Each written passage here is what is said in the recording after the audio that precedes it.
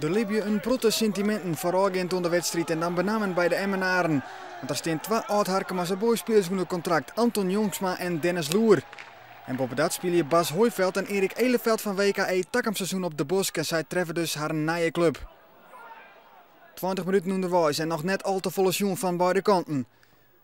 Maar dan gaat Paul Weerman onderuit in het strafschopgebied. En wat is daar aan bad? De gele kaart ik nog voor Mart Dijkstra, maar wat had scheidsrechter Mulder sjoen?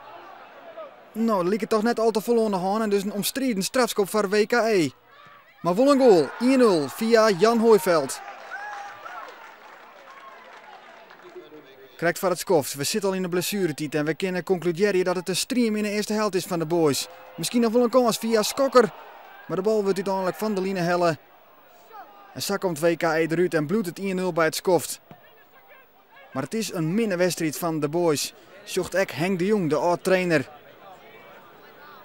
In de tweede helft dan een wissel bij de boys. Erdem Jeni eruit hellen en Roel van der Meulen wordt inbracht. En daardoor komt er wat meer fleur en fasie in het spul. Dit is Slager maar inzet. En dan Bergsma nog een keer. En van afstand Van der Meulen, de nieuwe man. Maar WKE kan er uiteindelijk uitkomen. En boven dat komt er nog een gevaarlijke counter uit Ek. Altijd Gimbo de spul is voor Anton Jongsma. Alleen nog op Jacob de Vries. Vellinga nog, maar die kan er net bij. En dan op de peel. Anton Jongsma. Dit hier de beslissing in de wedstrijd wijze kind. Vrije trap, Roel van der Meulen. Bal Ruudkop terug WKE en dan Harvey Bishop. Vindt Bergsma. Bergsma krijgt er een tikje of net. Nee, er is niet aan de hand, zat de skisjochter.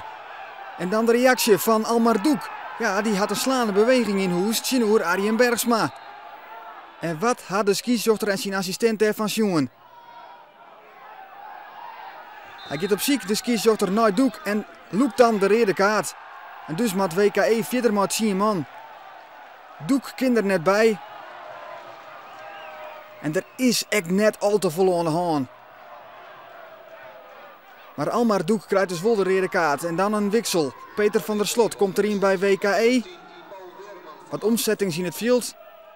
En let op de eerste actie van Peter van der Slot. Hij jaagt terug op Arjen Bergsma en deelt voeten dadelijk een tik uit.